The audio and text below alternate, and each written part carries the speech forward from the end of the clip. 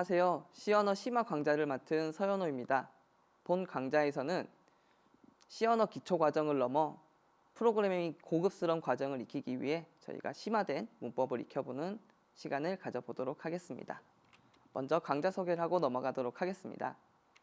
먼저 강의 목표를 살펴보겠습니다. 저희가 C언어 문법과 심화된 구조의 학습을 통해 알고리즘을 이해하고 프로그래밍 마인드를 확립하는 과정을 저희가 익혀보도록 할 거고요. C언어를 통해 프로그램과 메모리 관계를 이해하고 콘솔 응용 프로그래밍을 개발하는 것을 목표로 가지도록 하겠습니다. 들어가기 전 C99 문서에 나와 있는 저희가 내용을 간단하게 살펴보면요. 먼저 C언어에서는 프로그래머를 믿어라 라는 말을 강조를 합니다. 그만큼 프로그래밍 쪽에 언어 쪽에 좀 더 프로그래머에게 많은 기능과 권한을 주고 있고요. 그 다음 이제 그 외의 번외로 프로그래머가 작업을 못하게 방해하지 마라. 언어를 작고 간단하게 유지해라. 명령을 실행하는 방법을 하나만 제공해라. 호환성은 장담할 수 없더라도 빨리 작동하게 만들어라. 물론 이 중에 저희가 호환성 같은 경우는 요즘 언어에서는 반드시 지켜야 될 사항 중에 하나가 되겠죠. 주차별 소개를 하고 넘어가도록 하겠습니다. 먼저 첫 주차에는 C언어 문법이 제공하는 프로그래밍 구조의 이해, 함수와 구조체에 대해 살펴볼 거고요. 두 번째 단계에서는 여러분들이 자주 사용을 하는 변수에 대해서 심화적으로 이해해보는 시간을 가져보도록 하겠습니다. 3주차에는 구조체와 메모리의 관계에 대해서 저희가 심도 있게 살펴보도록 할 거고요. 4주차는 함수의 인자 전달과 메모리의 개념에 대해서 제가 함수를 심화적으로 살펴보도록 하겠습니다. 5주차 때는 여러분들 변수가 나열되어 있는 배열에 대해서 배우셨을 건데요. 이 배열과 포인터에 좀 더 심도 있는 상관관계에 대해서 살펴보도록 할 거고요. 6주차 함수 포인터와 보이드 포인터에 대해서 제가 함수에 대해 좀 더 심화하게 살펴보는 시간을 가져보도록 하겠습니다. 7주차에는 여러분들이 이제 실제로 하드디스크에 있는 파일을 읽거나 쓰거나 하는 과정을 같이 한번 진행해 보도록 할 거고요. 8주차는 여러분들 샵 인클루드 문을 많이 사용을 해 보셨을 거예요. 그래서 이러한 프로그래밍이 컴파일 되기 전에 수행되는 전처리 문에 대해서 살펴보도록 할 거고요. 9주차는 자료 구조 관점에서 본 배열의 특징에 대해서 저희가 동적 메모리 할당이라든지 정적 배열이라든지 이런 각종 다양한 배열에 대해서 살펴보도록 할 거고, 10주차 때는 이러한 동적 메모리들을 사용을 해서 저희가 스택과 큐라는 자료 구조를 직접 구현해 보는 시간을 가져보도록 하겠습니다. 마지막 11주차와 12주차 때는 실제로 저희가 관리 프로그래밍을 작성을 하면서 저희가 1주차 때부터 10주차까지 배웠던 내용들을 활용을 해서 우리가 프로젝트 실습을 해보는 시간을 가져보도록 하겠습니다. 저희가 이제 전체 과정을 진행함에 있어서 저희가 프로그래밍 언어를 작성할 개발 환경부터 설정을 하고 넘어갈 건데요. 저희가 강의에 사용할 개발 환경은 비주얼 스튜디오 2019 버전을 기준으로 작성이 되어 있고요. 비주얼 스튜디오 2019 같은 경우는 기업 이외에 개인에게 무료로 배포가 되는 도구로서 아래에 있는 홈페이지 visualstudio.microsoft.com/korea를 통해서 여러분들이 무료로 다운을 받을 수가 있습니다. 비주얼 스튜디오 2019를 다운을 받게 되면 설치 메인 화면이 다음과 같이 나오는데요. 비주얼 스튜디오 2019 같은 경우는 각종 여러 가지 다른 언어들도 다룰 수 있지만 저희는 강좌의 진행을 위해서 C++를 이용한 데스크톱 개발을 선택을 하고 넘어갈 거고요. 비주얼 스튜디오 2019를 설치를 하게 되면 저희가 이제 프로젝트 생성을 하게 될 건데요. 프로젝트 생성은 여러분들이 다음과 같이 새 프로젝트 만들기를 통해 프로젝트 생성을 진행을 해주시면 되겠고요. 프로젝트를 만들 때 화면이 여러분들이 복잡할 수가 있는데요. 이 설치할 때 옵션을 C++, 윈도우스, 콘솔을 선택을 하게 되면 아래와 같이 나타나게 되고요. 아래에서 여러분들 반드시 빔 프로젝트 만들기를 통해서 저희가 프로젝트 실습을 진행하도록 하겠습니다. 그래서 다음과 같이 프로젝트 구성이 나오면 여러분들이 프로젝트의 이름을 지정을 해주시고 프로젝트가 저장될 위치까지 지정을 해주신 다음에 만들기를 하시면 성공적으로 프로젝트를 수행을 할 수가 있습니다. 프로젝트 생성창에 나오면 저희가 빔 프로젝트로 만들었기 때문에 처음에 아무런 화면이 나오지가 않는데요. 솔루션 탐색기에서 여러분들이 마우스를 가져다 대고 마우스 오른쪽 버튼을 이용을 해 추가와 새 항목을 통해서 소스 파일을 생성을 할 수가 있고요. 다만 이때 새 소스 파일을 만드실 때 C++ 파일을 선택을 하시되 반드시 확장자명을 여러분들이 원하시는 이름 뒤에 반드시 .c를 통해서 만들어 주셔야 저희가 C++이 아닌 C 언어 환경에서 저희가 소스 파일이 동작을 하게 됩니다. 이렇게 성공적으로 소스 파일이 만들어지면 여러분들이 간단한 소스 코드를 작성을 해주시고 IDE에 있는 로컬 윈도우스 디버깅 버튼을 통해서 여러분들이 작성한 소스 코드를 디버깅해서 실행에 확인을 해보실 수가 있습니다. 여러분들이 프로젝트를 진행을 하시다가 보면 비주얼 스튜디오 2019 환경에서는 이전에 사용했던 여러 가지 예를 들면 저희가 스캔 F와 같은 함수들은 안전하지 않은 코드라고 하는 에러가 발생하는 상황들이 심심찮게 발견을 할 수가 있습니다. 그래서 이런 책에 나와 있는 예전 함수들을 사용을 할 때 이런 C4996 에러가 발생을 했을 경우에는 소스 코드의 맨 상단에 샵 define _crt secure no warnings라는 구문을 작성을 해주시면 이제 그런 에러를 우리가 인지를 하고 있지만 무시하겠다라고 생각을 하고 다음 계속 진행을 할 수가 있습니다. 자, 그럼 이제 본론으로 들어가서 저희가 C 언어 문법이 제공하는 프로그램 구조의 이해에 대해서 살펴보도록 하겠습니다. 목차는 프로그래밍 언어 C에 대해서 다시 한번 살펴보는 시간을 가져보고요.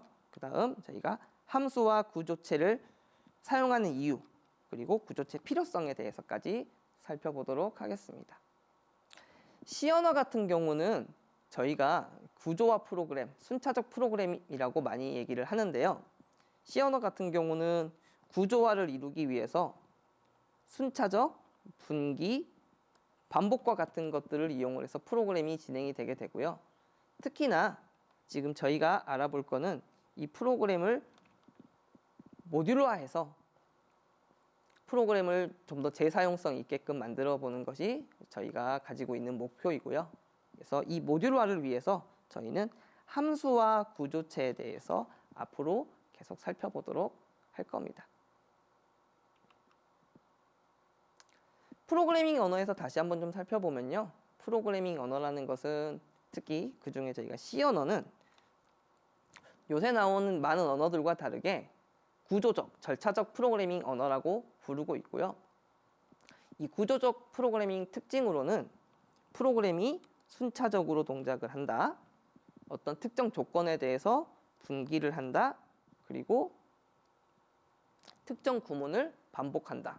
그리고 모듈화로 진행을 한다라는 특징을 가지고 있습니다. 이게 이제 C 언어 구조적 절차적 프로그래밍 언어의 특징이라고 해서 요즘 사용하는 언어들에서 이런 것들을 사용하지 않는 건 아니고요. 이제 이러한 개념들이 C 언어 때부터 순서적으로 좀 정립이 됐다라고 저희가 이해하시고 넘어가면 되겠습니다. 순차적 프로그래밍 같은 경우는 여러분들이 기초과정을 진행하면서도 많이 접해봤을 얘기예요. 저희가 C 언어로 작성한 코드는 위에서부터 순서대로 차근차근 수행이 된다라는 특징을 가지고 있죠. 그래서 저희가 항상 프로그래밍을 해석을 할 때 위에서부터 여러분들이 순서적으로 따라오면 저희는 프로그래밍을 컴퓨터가 이해하는 것과 마찬가지로 저희가 같이 살펴볼 수가 있고요. 그 다음 구조적 프로그래밍의 두 번째 특징에는 조건에 따른 분기가 나오는데요. 여러분들이 잘 알고 있는 if 구문이에요. 그래서 어떤 특정 조건을 만나서 프로그래밍이 분기를 한다.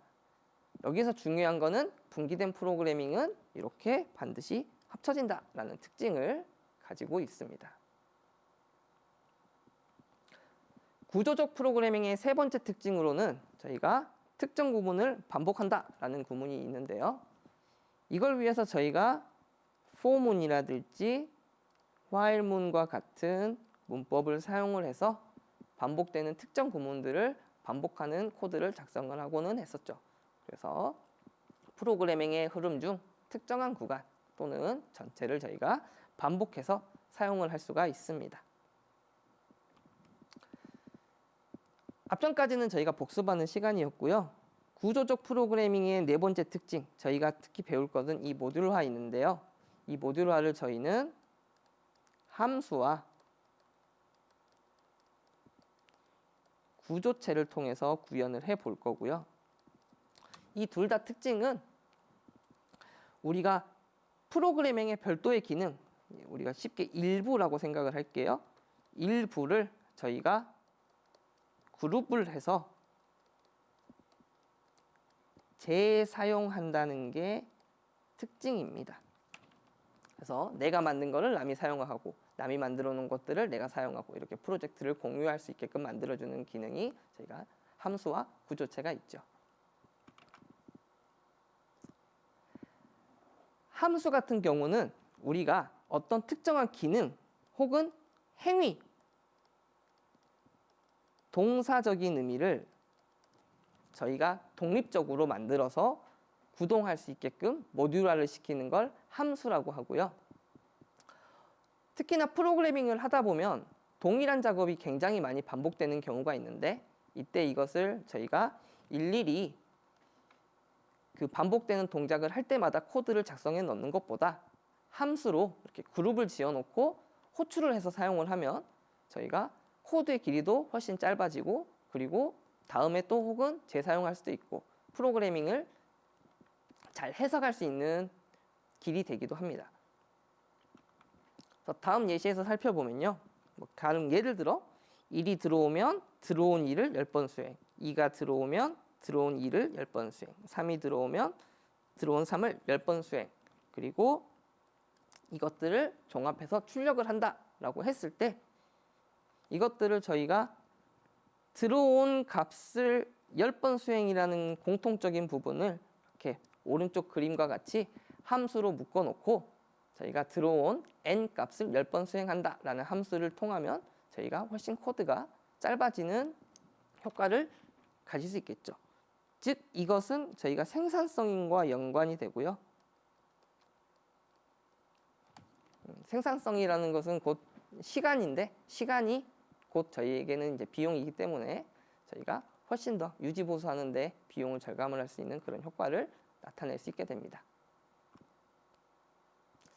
함수의 기본형 같은 경우는 저희가 수학에서 얘기하는 y는 fx꼴과 매우 유사한 형태를 지니고 있는데요. 여러분들도 배웠다시피 저희가 함수의 원형, 기본형을 얘기를 할 때 함수의 반환형, 그리고 이름, 그리고 전달인자를 이렇게 형태로 나타내는데요. 이때 우리가 함수 이름 앞에 나와 있는 void라든지 int라든지 하는 것들을 우리가 이 함수의 결과값이라고 얘기를 하고요. 그 다음 함수의 이름 뒤에 나오는 이 가로 안에 있는 것을 우리가 매개 변수, 함수 안으로 어떤 변수를 전달하는 매개체다라는 뜻을 가지고 있습니다. 혹은 이걸 우리가 전달인자라고 표현을 하기도 하지요. 그래서 왼쪽 코드에서 저희가 예시에서 살펴보면 어떤 펑션 10이라는 함수가 있는데요. 이게 이름이 되겠죠. 펑션 10이라는 이름을 가진 게 있는데 이때 정수 형태의 x값을 함수 안에 넣었을 때 이때 결과값이 정수형으로 반환이 된다라고 저희가 함수를 이렇게 선언이 되어 있을 때 실제 메인 프로그램에서 이 함수를 a는 1이라는 값을 함수 안에 집어넣으면 이 a라는 것은 1이라는 값을 전달을 받아서 이 1이라는 값을 x가 전달을 받게 되고요. 그래서 1 곱하기 10은 10이라는 값을 연산을 하고 이 값을 외부로 리턴 하게 되겠죠. 그래서 AA에는 우리가 10이라는 값이 들어오겠죠. 그래서 함수는 기본적으로 이러한 모양으로 생겼고 이때 이 함수의 모양을 결정짓는 것 이걸 우리가 함수의 선언 그리고 함수가 실제로 어떻게 동작하는지를 나타내는 것을 우리가 함수의 몸체 내용이라고 부르고요. 그리고 이렇게 선언과 내용이 작성된 함수를 불러다 실제로 사용하는 걸 저희가 호출이라고 표현을 하고 있습니다. 그래서 함수 같은 경우는 우리가 프로그램의 기능이 워낙 다양한 만큼 그 기능별로 우리가 함수를 다양하게 만들어서 사용을 할 수가 있는데요. 뭐 이렇게 맨 첫 번째 예제 보이는 것처럼 펑션 10 전달인자가 이렇게 2개 있는 경우 그리고 전달인자는 있지만 반환값이 이렇게 없는 경우 혹은 펑션 12처럼 아무것도 전달받지 않고 아무것도 나오지 않는 이러한 함수들도 있습니다. 그래서 뭐 오른쪽 같은 경우 이렇게 인자 2개를 받아서 그 2개의 결과값을 내보내는 거 혹은 인자값을 받아서 뭔가를 수행을 하지만 리턴이 없죠. 이렇게 반환형이 없는 경우 혹은 아무것도 들어가지 않고 아무것도 나오지 않는 우리가 이러한 형태의 함수들도 많이 사용을 하고 있습니다. 예를 들어서 저희가 이제 밑변의 높이와 삼각형에서 밑변과 높이를 받아서 이 넓이를 구하는 함수를 실제로 저희가 circle area라는 이름으로 구현을 한번 해보면요. 자, 여기에서 밑변과 높이를 정수로 받을 것이냐 혹은 실수로 받을 것이냐에 따라서 우리가 전달인자의 형태가 이렇게 결정이 되게 되고요. 그리고 이거를 우리가 리턴을 어떠한 형태로 받을 것이냐에 따라서 반환형의 자료형이 결정이 나게 되겠죠. 그래서 우리가 circle area라는 함수가 밑변과 높이를 받아서 이것의 2분의 1로 곱셈한 거 2로 나눈 값을 우리가 리턴을 한 게 삼각형의 넓이가 되겠죠. 삼각형의 밑변과 높이가 있을 때 우리가 이 넓이는 b 곱하기 h 곱하기 2분의 1이라고 저희가 보통 많이 표현을 하니까 이것을 우리가 함수 형태로 만들면 이렇게 됩니다. 그래서 실제 사용을 할 때는 우리가 함수를 불러다가 전달인자 쪽에 우리가 필요한 값들을 전달을 시켜주고 15.4와 20.8이라는 값을 전달을 해주면 이 계산된 결과값이 결국 이 함수의 리턴 값이 돼서 이 리턴 값을 저희가 printf라는 함수를 통해서 다시 재호출을 할 수가 있게 되는 것이죠. 다음 예시에서는 삼각형의 세 변의 길이 ABC를 인수로 전달받아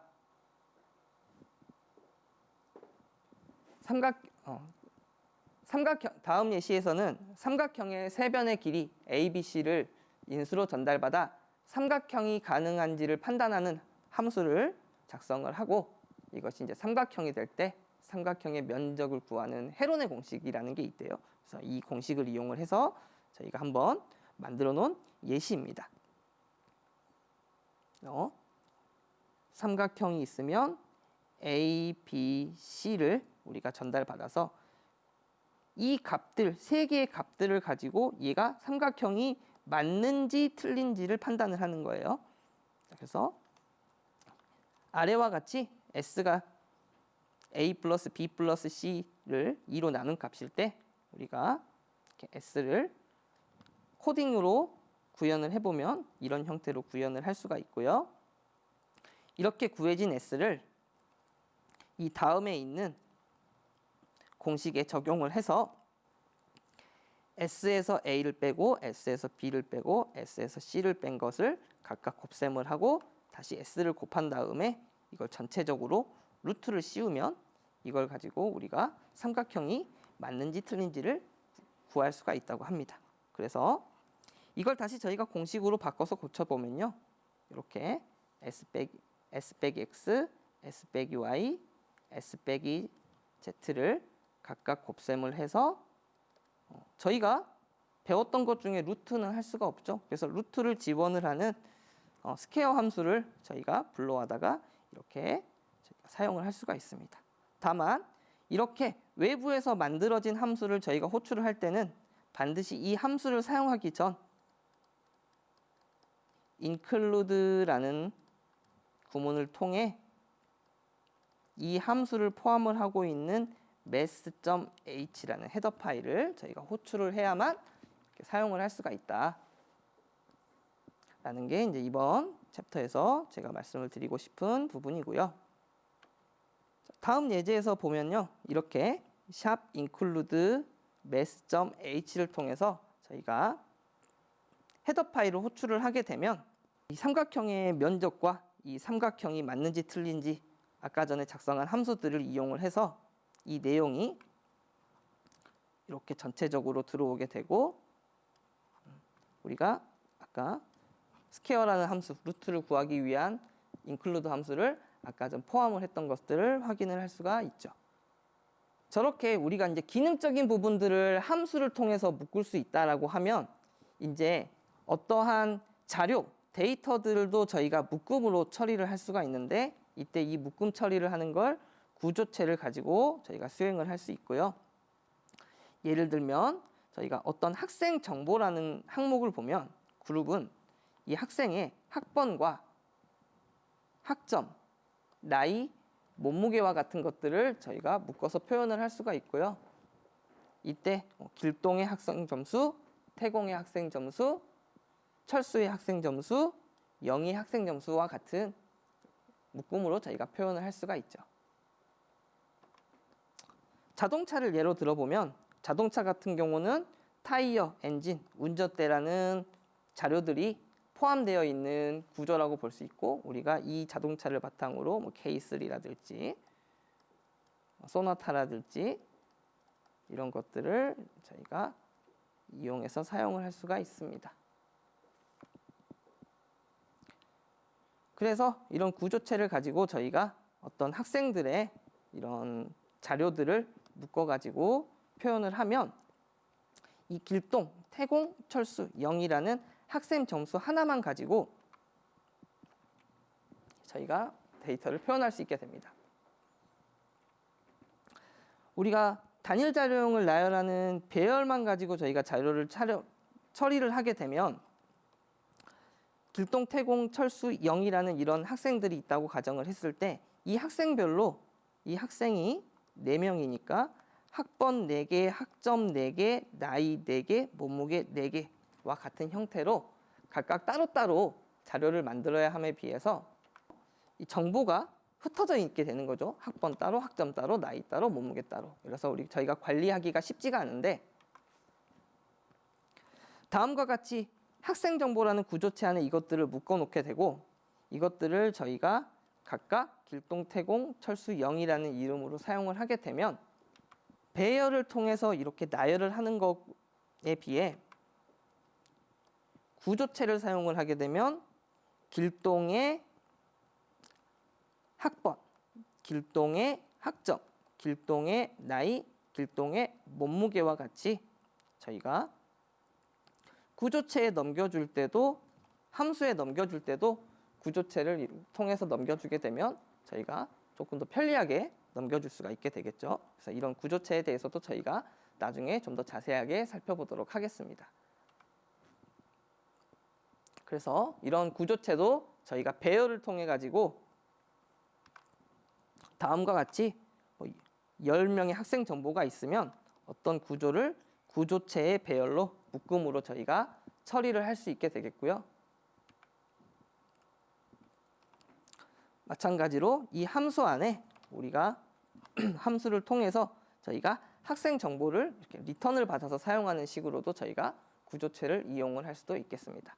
그래서 이렇게 함수와 구조체를 이용을 하면 저희가 복잡한 코드들을 묶어가지고 그룹화해서 관리를 할 수 있다는 장점이 있습니다. 그래서 저희가 다음 시간부터는 방금 전에 쭉 나열을 했던 함수와 구조체 배열, 다음 이것들을 이용하기 위한 메모리 관리 같은 것들을 저희가 하나씩 자세히 살펴보는 시간을 가져보도록 하겠습니다.